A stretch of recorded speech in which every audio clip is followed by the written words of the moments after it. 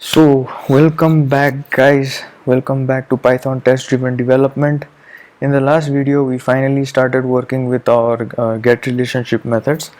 But rather than go into our relationship methods, we created three utility methods, which are our maternal grandmother, spouse mother, and paternal grandmother. In this video, we're finally going to start working on get paternal aunt, uncle, and all that. So in this video we are going to finally start creating mocks, right? So the idea, I want to explain the idea of a mock here and why we use mocks in a unit test, right? So suppose say we're working with get paternal aunt, right? So the first thing that get paternal aunt does is call get paternal grandmother, because we are going to look at her children, right? So this particular part, self dot father or mother, is returned by the get paternal grandmother. Once we have our grandmother, if we don't have our grandmother, then obviously we can't move forward. But once we have our grandmother, we are going to filter all of our children and only keep the female candidates. So the thing about unit tests is, when we're testing get paternal aunt, we don't want to be testing get paternal grandmother as well. We will just assume that get paternal grandmother is working perfectly. It's working as it's supposed to, right? So for that, what we do is we usually not usually what we do is we replace get paternal grandmother with a dummy method, and that's where mock comes in, right? So what we do is we replace our actual get paternal grandmother with a dummy method, and that dummy method will not return anything, and it's up to us to set the return values for that method. That is how mocking works, right?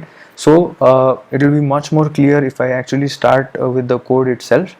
So let me start. The first thing that we do is, from unit test.mock, we import patch and mock, right? So there are two things, guys. First, so I just told you guys, we will replace this particular method with a mock method, right? How we do that is using so the mock method itself is replaced using the patch. Is this the patch function basically? So what the patch function does is it takes a string which is supposed to tell the patch function which method is supposed to replace. So we will tell the patch function which function it is supposed to replace, and the patch function will replace that with a mock. Now we might also need dummy objects in later on. So for that we are using the mock the mock class over here. So this is what will help us create the mock objects, and this is what will help us replace methods. So this will be much more clearer once I really start coding. So guys, let us start. The first thing that we'll be working on is test get, what was the name, paternal grandmother, get paternal grandmother. Also guys, I might make some mistakes in this part because mocking is really tricky sometimes. So I just want to request you guys to bear with me in this tutorial. So the first thing that we are going to do is we are going to the get paternal grandmother will actually call the get this is not get paternal grandmother, this is get paternal aunt. So the get paternal aunt will actually call get paternal grandmother, right? So we will just replace that with a mock.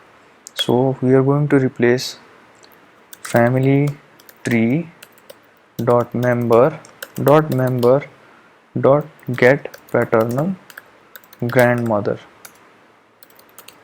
right? So this is going so this particular method will be replaced with a mock object, and that mock object will get it over here, mock, and we're going to call it get mock get paternal grandmother. You can call it whatever you want. You can call it mock GPG or whatever you want. I just like to add a mock underscore in front of the method name so that it's clearer what we are mocking, right? Now, so the first thing that we are going to do is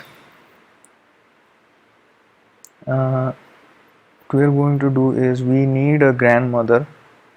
So we're just going to call self.member.get paternal grandmother, which is supposed to return a none value, right? But in this case, it has been mocked by our the patch function has mocked this particular method, so this will return us nothing but a mock object. So assert equal, you know what guys, before doing an assert equal, I want to show you guys what exactly this method is becomes. So let me just type Python real quick, and as you can see, I have just printed get paternal grandmother, and it is not a function anymore. Let me print some other methods and you'll understand what I mean by that. So let me print another method called get maternal grandmother, right? So by the way, bear in mind, I am not executing these functions, methods. I am not executing them with a parenthesis. I am just, I'm just printing them out, and let us look at the difference of what gets printed. So the first thing, when I print out get maternal grandmother, look at what is printed. It says bound method member.get paternal grandmother of family tree, right? Whereas when I print get paternal grandmother, I get a magic mock. I get a mock object. So it is pretty clear, guys. Get paternal grandmother has been replaced with a mock object, right? So what we are going to do is we are going to test that out as well, just to be sure of things. So self.assert equal is instance self.get paternal grandmother, an instance of mock, because obviously this function has already been replaced by a mock, so this is not a bound method of any sort. So why am I getting a okay, right? Why do I get an error? No value for argument. Oh, sorry. So this should return a true value. It should be an instance of mock, right? So let us test that out, and as you can see, the tests have passed, right? So it is a value of it is an instance of mock now. It is no longer a bound method. It is no longer a method of family tree. A family tree. It is now a mock object. With that, what happens is we can basically call set proper return values for get paternal grandmother. It will not be the actual value. We can set whatever values we want, right? So what we are going to do is we are just going to say check if instance check if get paternal grandmother has been replaced by a mock, which it has been replaced by a mock. The next thing is check for non-values, right?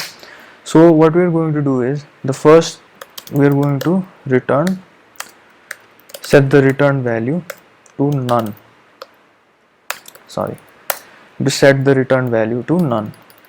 So what's going to happen if we get a non-value in get paternal aunt? We are going to return a capital NONE, right? So assert equal self dot member dot get paternal aunt if our grandmother is none, so we are not supposed to go forward with our function, right? So we are just going to return none. So now bear with me, it will fail, so it does not have a get paternal aunt yet, right? So let us change that. We are going to create a method called get paternal aunt. Def get paternal aunt. So what this will do is it will first get our grandmother, self dot get paternal grandmother, right? And if grandmother is none, or better, if not grandmother, to return none, right? So let us test that out. Alright, it says bound method member is not equal to none, assertion error. So what did I assert it with? Oh sorry, I forgot to execute it. Oh, what I did was I actually just one more thing, right?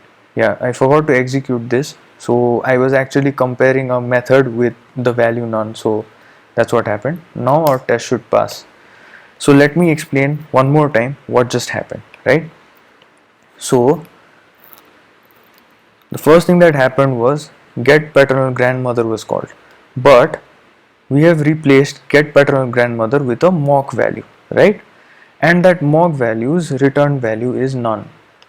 So this particular value turned into none, right? And therefore when the grandmother's value is none, we return the capital NONE string. So that's what happened over here, right? Now you guys might not believe me for now. What you might think is since our father does not have a mother yet, that's the whole reason why grandmother was none, like returned grandmother basically was none, and that's why we got this value. Let me prove to you guys that this will not be the case. So what I'm going to do is I'm going to return a member object now, a valid member object with children, I mean with no children, valid member object, test grandmother, right? And let us call her female, and let me show you guys, we are not going to get a none value, we are not going to get anything actually. As you can see, we didn't get NONE, and we got this okay, let me just make it pretty clear. If we don't get none, then we should get 1, we should return 1. So let us test it out, and as you can see 1 is not equal to none, right? That is because what happened was our return value returns an actual member. So let me print that out to you guys. Let me print out what our member dot get paternal aunt returns.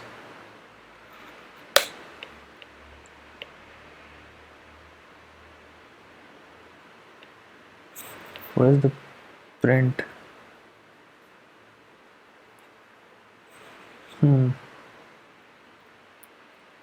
Oh sorry, not get paternal aunt, get paternal grandmother, because that is what has been mocked, right? So let me print it out to you guys, and you see it actually returns us a member which we created over here. Now to make it more clear, I am going to return, this is my return statement, right? My return statement, and as you can see that is what has been printed.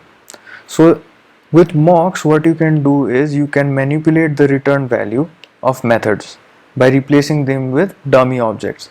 So Now you see the power of mocks, right? We can manipulate the output of a particular function without actually calling them. We can replace them with a dummy method, dummy function, and change its return value and test things out accordingly without actually having to call them.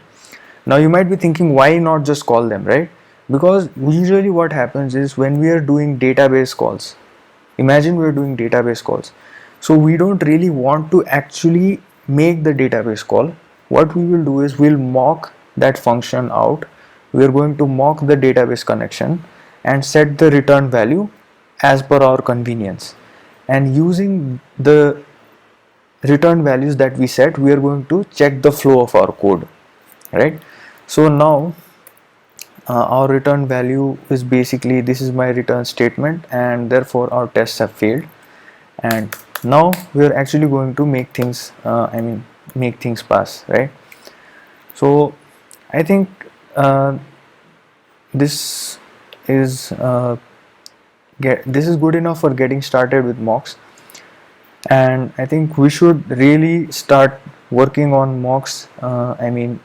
This was kind of an introduction to mocks. We will look at mocks in depth in the next video. What we are going to do is we are going to look at something called side effects, and I hope this was clear to you guys. So if it was not, let me just make it more clear. Let me just say it one more time.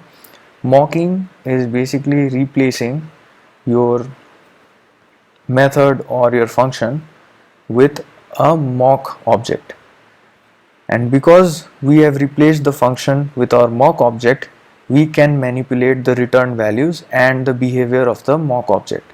That is why we use mocks, so that we don't actually call other methods within our unit test, right? Because our unit test is supposed to be test for one particular unit, right? So with that, I will save the I'll not save the progress, so I'll just leave it here so that you guys can understand it well again. If you have to go through the video one more time to get it, that's fine. Just go through it one more time. And there are plenty of online resources for mocks as well. So if I did a bad job at explaining it to you guys can check it out as well.